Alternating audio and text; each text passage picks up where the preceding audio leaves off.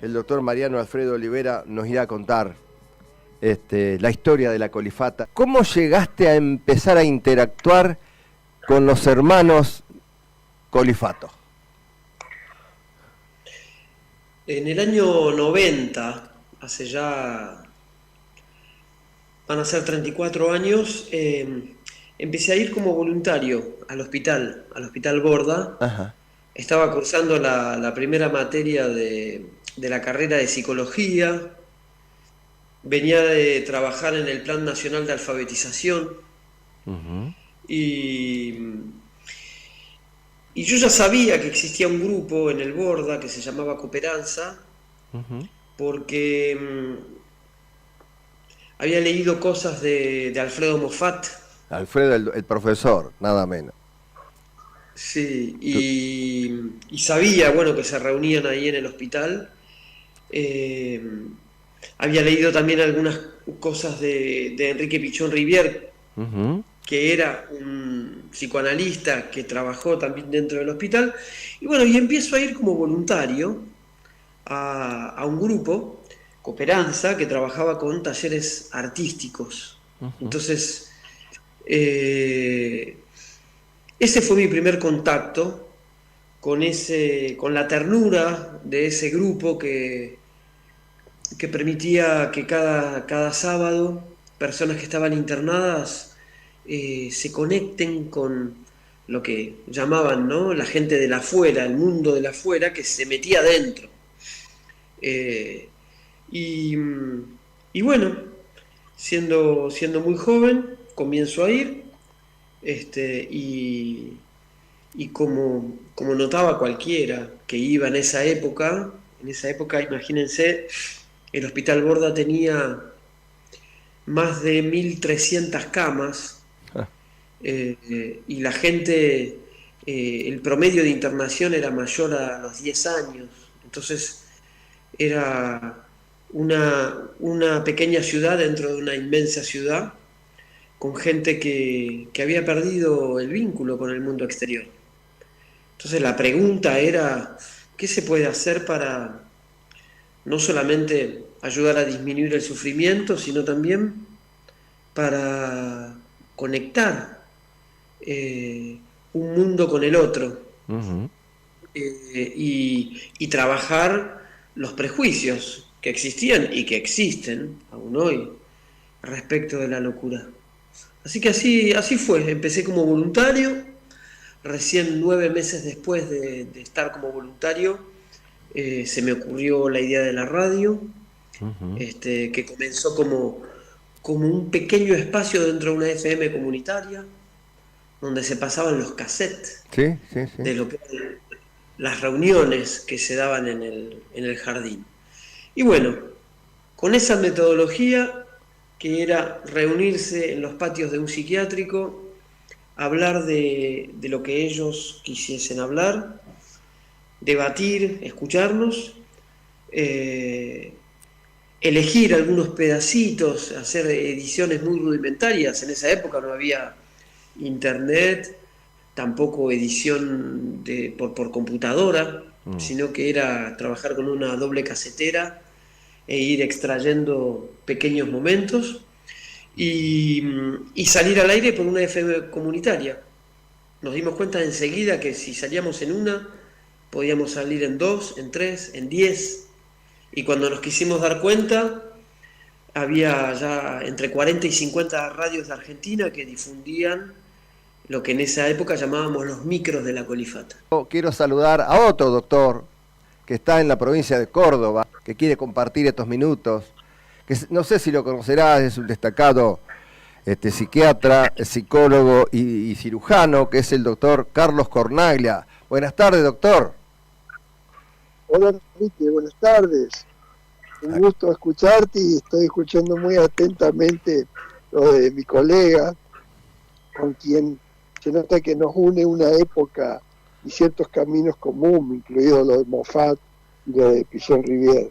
¿Cómo hizo Mariano para vivir tras los muros y poder primero empezar a hacer esa terapia radial, si lo podemos llamar así, y empezar también a descubrir las distintas problemáticas, Mariano, por las cuales cada una de esas personas estaba internada, ¿no?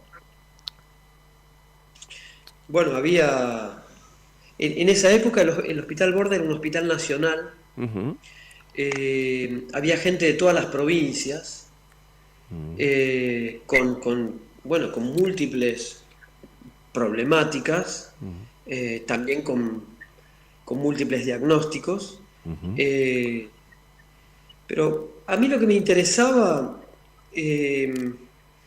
era, de alguna manera, la comunicación, Ajá. porque, y sobre todo hacer lugar a los modos que cada quien tenía de narrar el mundo, de contarlo. No importaba si era normal o no normal, delirante o no delirante. O sea, lo que importaba era crear un espacio donde aquello que se diga pueda obtener un auditorio. Es decir, que eso dicho conecte con alguien que escuche, que lo aloje, que le haga un lugar en su escucha y que se produzca un encuentro. Uh-huh. En ese momento yo estaba empezando la carrera de psicología. Lo que más me interesaba era esta puesta en contacto con el mundo, entre comillas, de los normales, ese mundo habitado por los prejuicios, por los temores, a veces por la idealización también, Uh-huh. Uh-huh. todos modos de que mal o bien intencionados, en general nunca son mal intencionados, terminan degradando la condición de ese otro.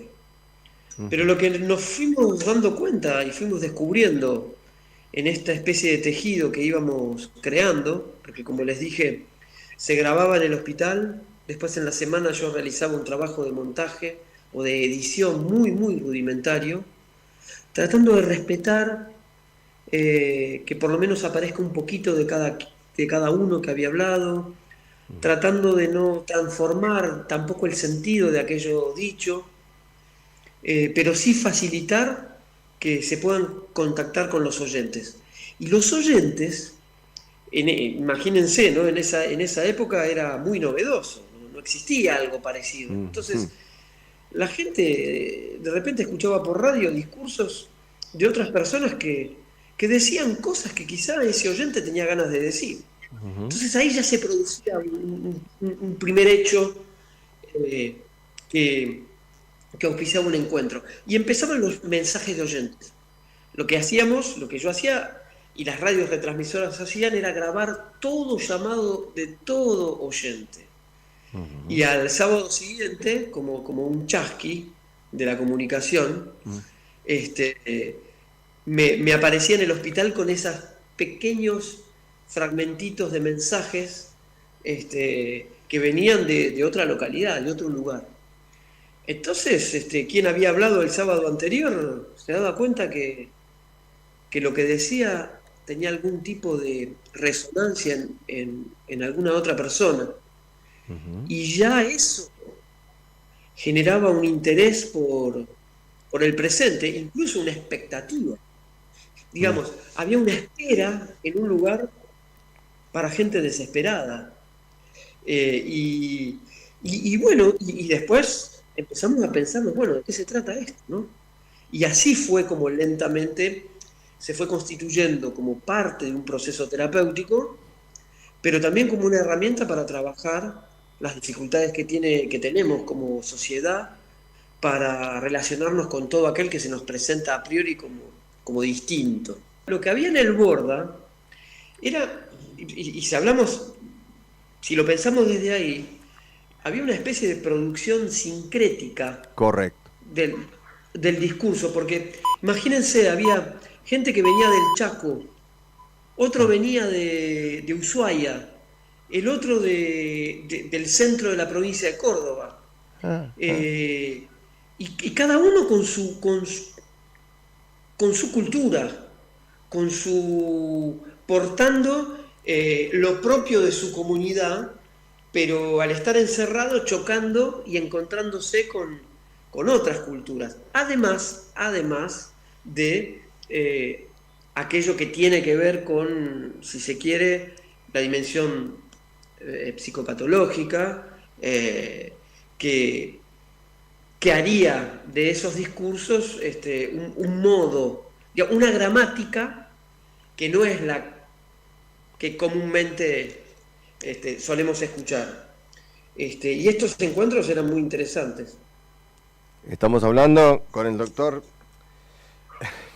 Mariano Alfredo Olivera, director de la Colifata. ¿Dónde estás ahora, Mariano? Estoy en París. Ajá. Yo vivo aquí hace 12 años, desarrollando proyectos como la Colifata, pero de este lado, y siguiendo, digamos, y continúo trabajando para Argentina y para el proyecto de Colifata de Argentina, además. Yo lo que le quería preguntar al doctor Cornaglia, si puede, en este lugar que era tras los muros en aquel entonces, 31 años atrás, y si pasa hoy todavía que un medicamento puede enfermar a una persona y llevarla a un neuropsiquiátrico. Esa es la pregunta, doctor Carlos Cornaglia. Qué pregunta, Enrique. Bueno, en primer lugar, quiero agradecer todo este aporte de mi colega Mariano Olivera, realmente excelente. Yo calculo un poco más viejo que vos, Mariano. Sí, que en 1972 yo lo conocí en Moffat, en Rosario, cuando yo era estudiante de psicología. Mirá vos. ¿No? Sí, y a partir de ahí, bueno, quedé muy impresionado por todos los aportes de él, y si bien en nuestra facultad en ese entonces no existían quizás todas esas ideas, eso quedó en mí, pero mucho más tempranamente, en mi infancia, yo nací en la provincia de Santa Fe, en Armstrong, sobre la Ruta 9, y mis padres viajaban frecuentemente a Córdoba, porque teníamos familiar en Córdoba, así que siempre pasábamos al frente del Hospital de Oliva, así le llamábamos, ¿no? Mirá vos. Eso lo vi desde chico, siempre impresionante porque se veía desde la ruta cada uno de los pabellones. No sé si sabés, Mariano, que el Hospital de Oliva en ese entonces tenía 600 hectáreas y que fue el segundo hospital que se hizo en la época de Domingo Cabret. La primera fue ahí en Open Door, en la provincia de Buenos Aires, el segundo fue en Oliva. Bueno, me quedó muy grabado todo eso desde niño, no hay duda que influyó en mi interior. Y posteriormente, alrededor del año 1974, ya habiéndome recibido de psicólogo y estando agregado a una cátedra de perfil psicoanalítico, bueno, me pidieron del hospital que fuera a dar clases de psicoanálisis para los residentes del Hospital de Oliva.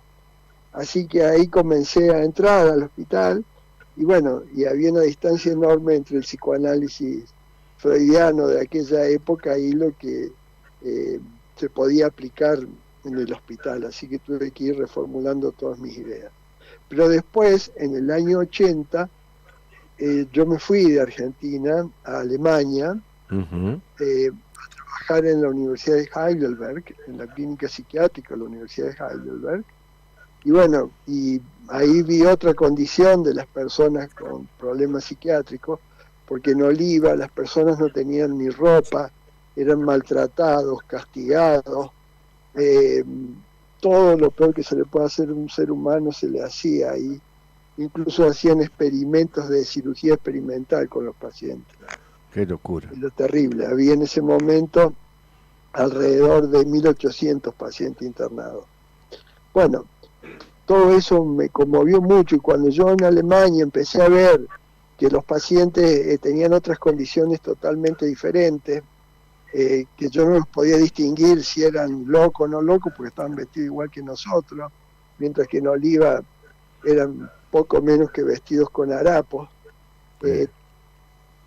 Tan mal con toda esa historia que me propuse la vuelta a tratar de hacer todo lo posible para comenzar a luchar en otra dirección, Y bueno, volví a trabajar ahí sí como médico en Oliva, porque quería ver bien desde dentro, vivir bien eso desde dentro.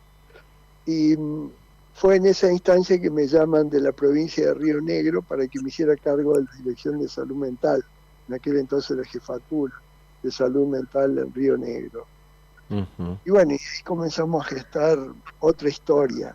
Pero vamos a volver ahora, por ahora, eso para enmarcar un poco mi historia. Enrique, de nuevo la pregunta, ¿cómo es respecto a los medicamentos? Claro, si hay personas en un neuropsiquiátrico, estamos hablando del Hospital Borda o cualquier otro hospital del país, que un medicamento la puede trastornar y la pueden llegar a un estado de locura por una cuestión medicamentosa, ¿no? Bueno, mi colega Olivera ha planteado muy bien todo un marco acerca de lo que, de algunos aspectos de lo que ocurre en poco tiempo, uno no puede dar cuenta de todo, pero su actividad radial es muy famosa en nuestro país, yo mismo la he escuchado, además también pude ver y he comentado lo que pasó cuando desde el gobierno de Macri querían arrasar con toda esa experiencia, fue muy doloroso. Yo tenía un programa radial en La Pampa, Gran Pueblo Argentino Salud, y desde ahí nos hicimos eco de lo que pasaba ahí en el Borda. Entonces, este tema de la medicación es un problema grave.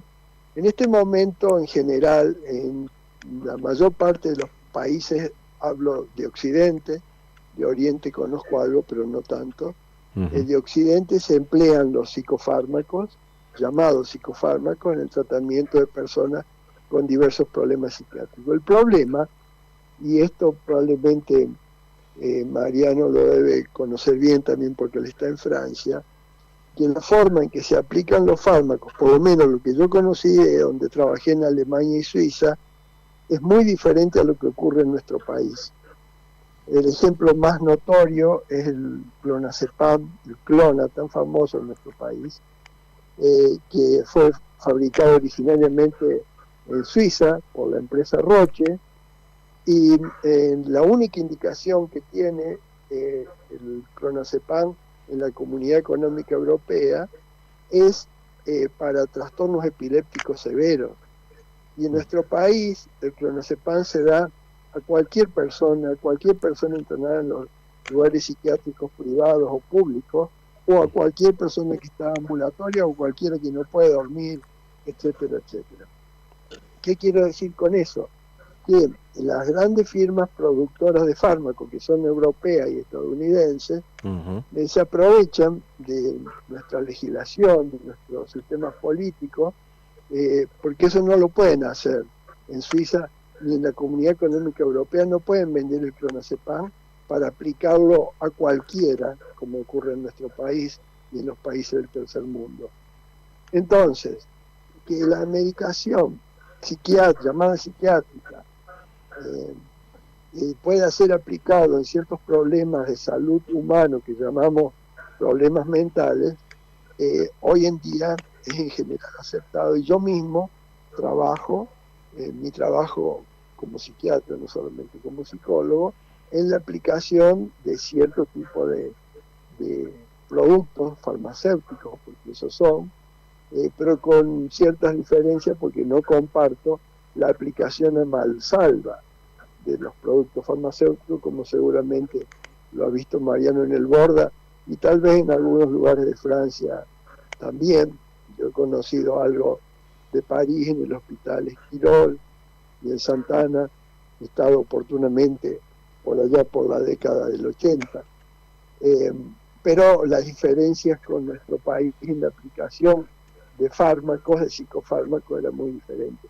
Acá es gravísimo el problema en nuestro país, y yo esto lo he publicado varias veces en distintos aportes que he intentado hacer, y realmente no tiene ningún sentido más que perpetrar un maltrato en muchos colegas nuestros, un maltrato no consciente, triste que digo, y que arrastra una mala formación que tenemos como médicos en primer lugar, pero también como psicólogos, Enrique. Yo pensaba, Mariano, este es un programa que tiene una particularidad, que acá se trabaja mucho, se hacen notas, participa gente que tiene que ver con el tema de los pueblos originarios. Y debe haber en esa cuestión intercultural de cada paciente o de cada colifato del Borda, cada colifato como nosotros, como yo, debe haber también una particularidad ancestral, tienen que traer una creencia determinada. ¿Se han querido practicar en algún momento alguna ceremonia, algo con los hermanos del Borda, querido doctor? Escuchaba recién al doctor Cornaglia. Hizo un recorrido que llegó hasta la provincia de Río Negro, y ahí voy a la respuesta. Ajá.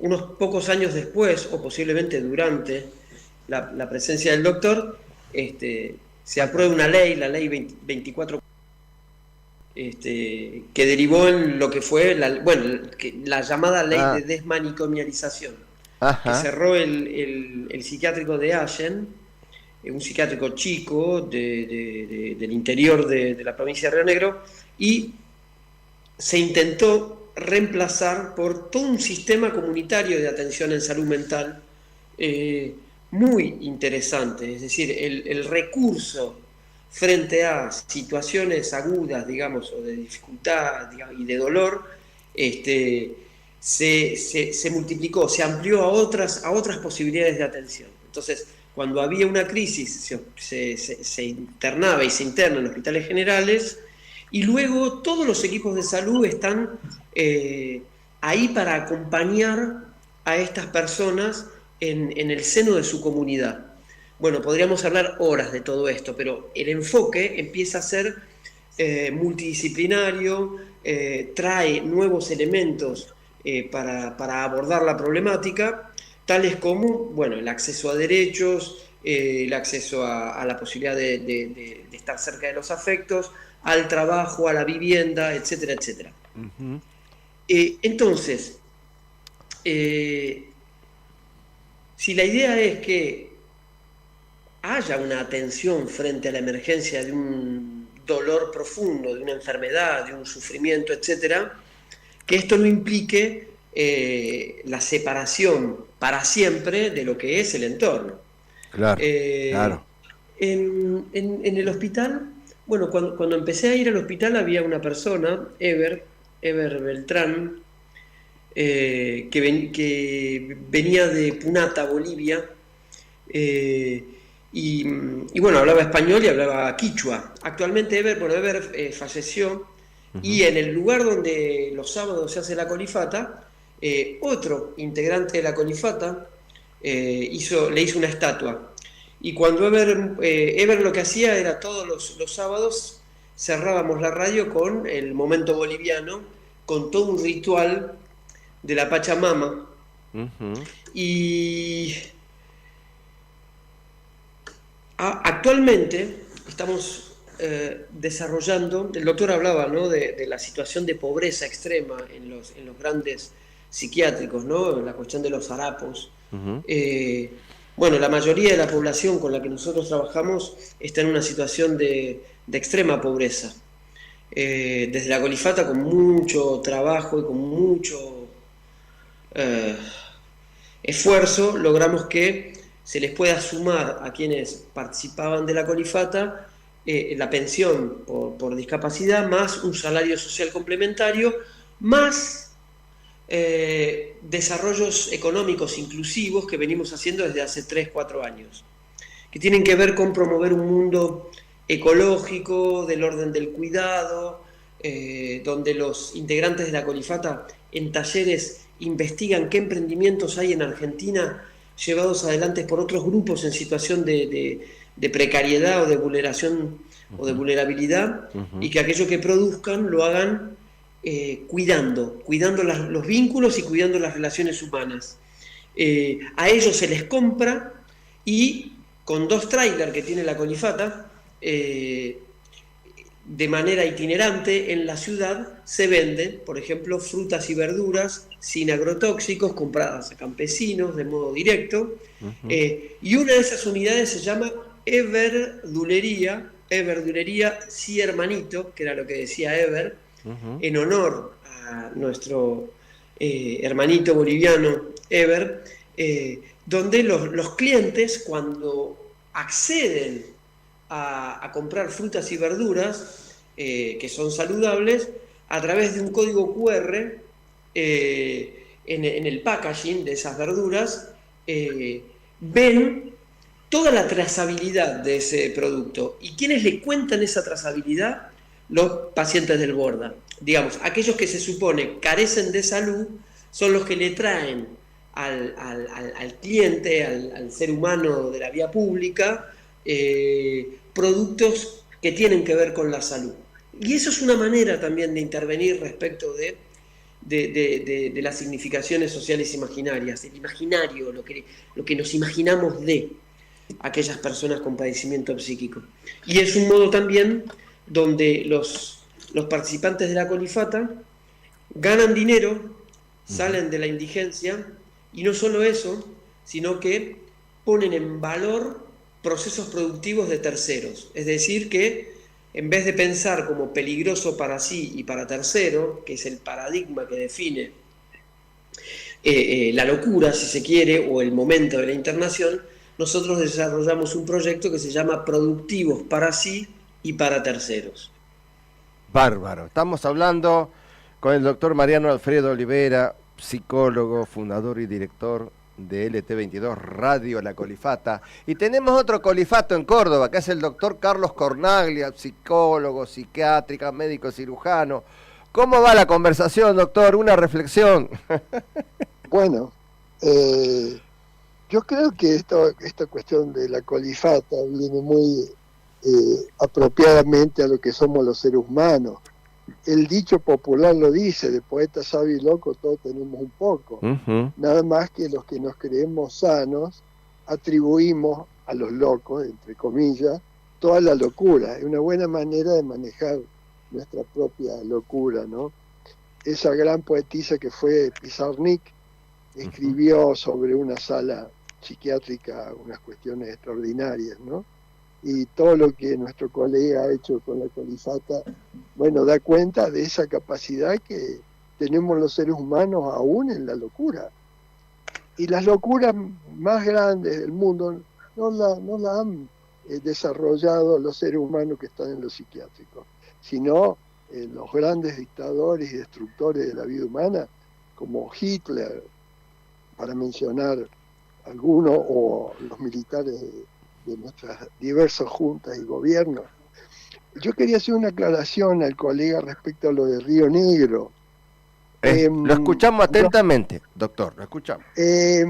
Yo tengo en mis manos el libro Trabajar en Salud Mental, la desmanicomialización en Río Negro, y en el capítulo 2, el doctor Hugo Cohen dice: en mayo de 1985 se hace cargo del programa Salud Mental de Río Negro el doctor Hugo Cohen, y la sede se sitúa en Viedma, ¿no? El programa Salud Mental lo iniciamos, y digo lo iniciamos porque no fui solamente yo como jefe del programa de Salud Mental, en 1984. Y no había ningún hospital psiquiátrico en Río Negro, ninguno. Lo que se llamó como psiquiátrico y como manicomio era una sala de alrededor de 40 camas en el Hospital General de Allen. Y sí había un proyecto de unos colegas de Allen en el año 83 para empezar en el 84 a rearmar el hospital psiquiátrico en la línea sur, en Ingeniero Jacobacci en Río Negro, y el entonces gobernador de Río Negro, el doctor Remigio Romera, me pidió que yo fuera a Ingeniero Jacobacci a evaluar si era conveniente, en función de ese proyecto que habían hecho los colegas, de reabrir ese hospital que se había construido y no había sido nunca utilizado, para, según el proyecto de esos colegas de Allen y de General Roca, enviar a los crónicos, como lo decían. Y yo le dije claramente al doctor Romera que no estaba para nada de acuerdo con eso y que no era en absoluto necesario. yo ya había conocido bastante directamente la reforma psiquiátrica en Alemania y también había estado en Italia, en Ancona, conociendo parte del trabajo que había hecho Basaglia en su época, de intentar transformar los hospitales psiquiátricos. Con ese trasfondo que yo tenía y lo que yo había vivido en Oliva, no estaba para nada de acuerdo de que se abriera un hospital psiquiátrico. Vuelvo a insistir, no había hospital psiquiátrico en Río Negro.